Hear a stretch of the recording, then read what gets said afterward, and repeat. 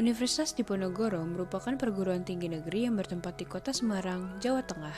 Berdiri pada tahun 1957, Universitas Diponegoro memiliki status perguruan tinggi swasta yang akhirnya berganti menjadi perguruan tinggi negeri di tahun 1961.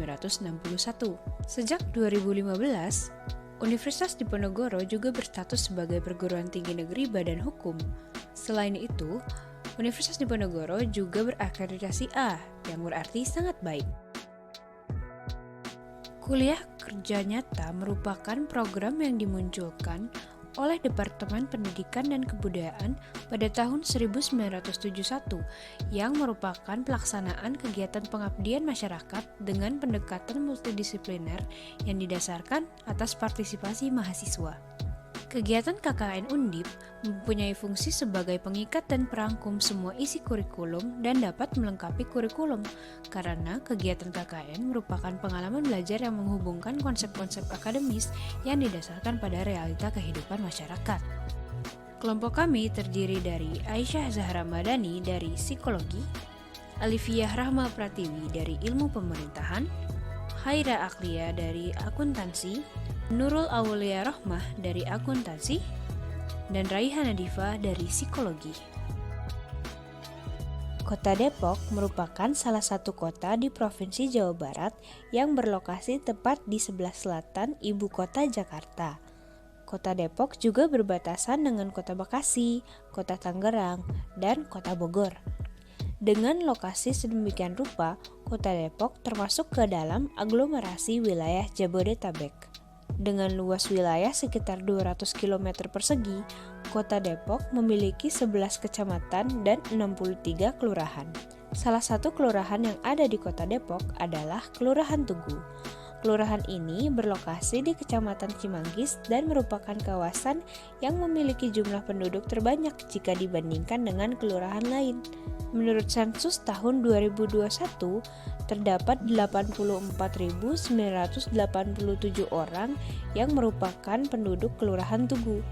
Banyaknya penduduk di Kelurahan Tugu menjadikan wilayah ini suatu daerah yang cukup banyak permasalahan, seperti kurangnya literasi digital masyarakat, rawannya peredaran dan penyalahgunaan narkoba, permasalahan kenakalan remaja, permasalahan lingkungan seperti sampah, open defecation atau ODF, dan permasalahan-permasalahan lainnya.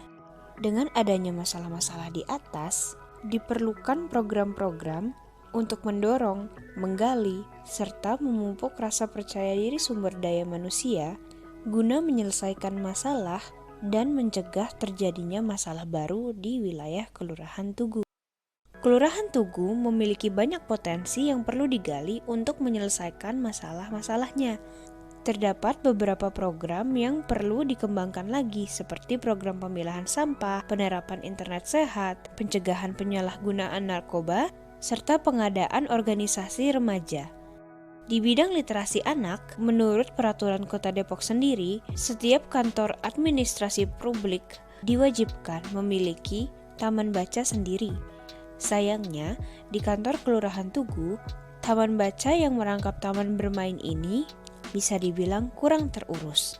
Perlu dilakukan pengembangan dan pembangunan lebih lanjut agar terlihat menarik dan banyak masyarakat yang tertarik untuk mengunjungi taman baca sekaligus taman bermain ini. Pada bidang pariwisata, terdapat 2 sumber daya alam di Kelurahan Tugu yang memiliki potensi untuk dikembangkan menjadi tempat wisata, yakni Dermaga Ciliwung dan Setu Pedongkelan. Namun, tempat-tempat wisata ini masih dikelola oleh masyarakat setempat dan masih perlu pengembangan lebih lanjut lagi. Jika pengembangan itu terjadi, lingkungan setempat dapat dijadikan wilayah yang berpotensi untuk menumbuhkan nilai ekonomi masyarakat, seperti yang dapat dilihat dari Gang Inspirasi yang di dalamnya terdapat rumah inspirasi, taman inspirasi, tetangga inspirasi, dan bisnis inspirasi. Potensi sumber daya manusia yang dimiliki Kelurahan Tugu yang jelas terlihat adalah adanya pembentukan PIKR atau Pusat Konseling Remaja yang beranggotakan remaja usia sekolah dengan semangat sosial yang tinggi dan perhatian terhadap masalah-masalah dalam kehidupan remaja di Kelurahan Tugu. Kesan Bu Rita nih terhadap kehadiran kalian sebetulnya surprise banget ya. Baru kali ini sih kita sebelum kedatangan dari Undip nih. Artinya dari universitas lain itu bisa dihitung jarang banget. Dan memang nggak pernah sih sebenarnya yang cukup lama kayak kalian nih, sampai sebulan. Kalau ada pun dia datang dan pergi ya, maksudnya hanya wawancara sekilas, sebentar aja gitu ya. Setelah itu ya udah.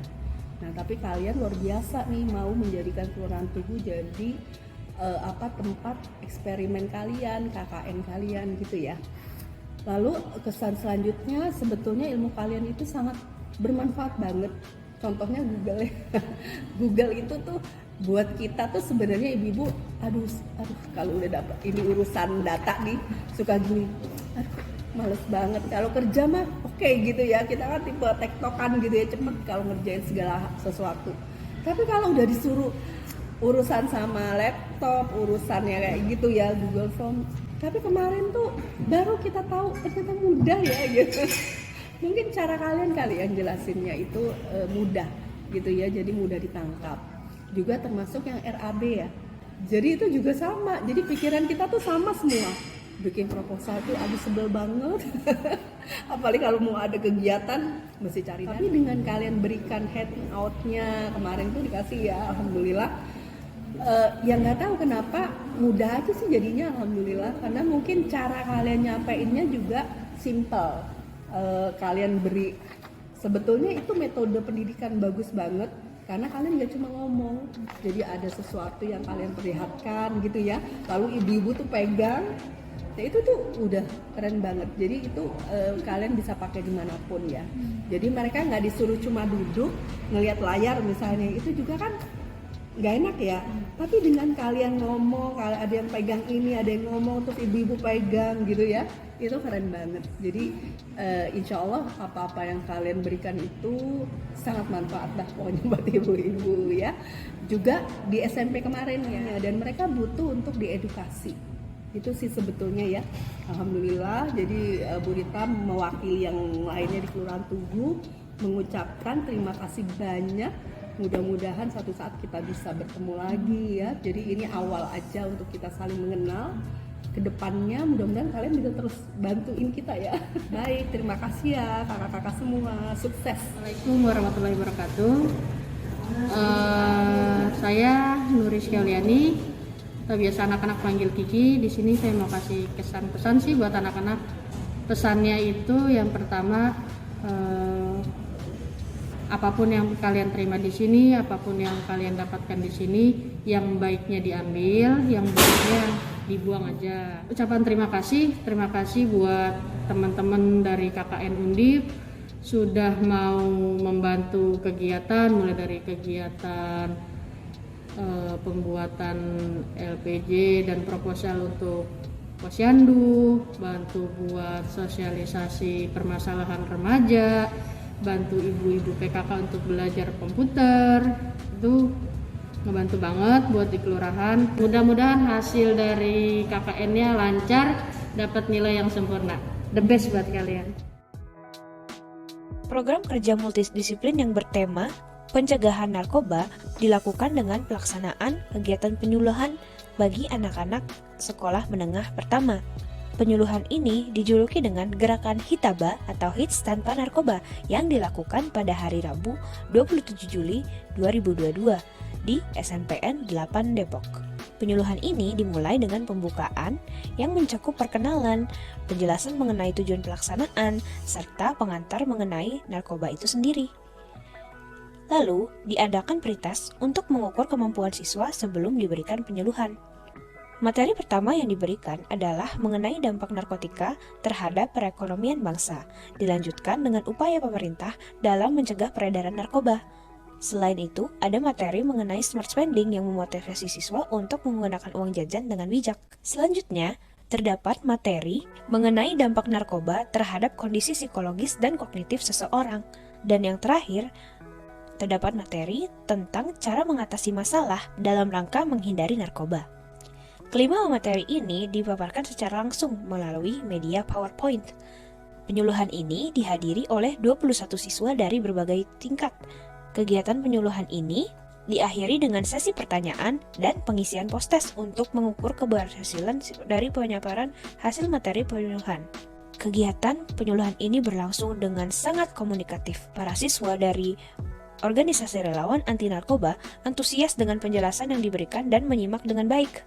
Hal ini terbukti dari banyaknya pertanyaan lanjutan yang diajukan oleh mereka, serta hasil pretest dan post-test yang dijawab dengan tepat.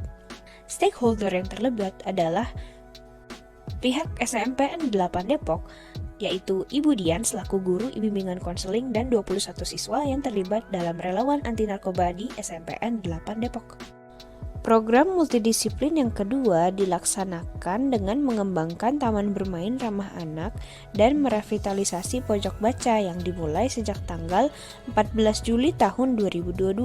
Kegiatan dimulai dengan membereskan dan membersihkan buku-buku yang ada di rak, melakukan pemilahan dan pendataan buku untuk diinput di spreadsheet, penyaluran buku dari donatur-donatur, perancangan dan penempelan beberapa poster himbauan, penyediaan beberapa perlengkapan dan mainan seperti karpet dan puzzle, serta pendaur ulangan barang-barang untuk dijadikan mainan edukasi. Program pengembangan dan revitalisasi ini berlangsung dengan baik. Terlihat perbedaan yang cukup signifikan dari sisi kerapihan pojok bacaan dan taman bermain ramah anak di Kelurahan Tugu.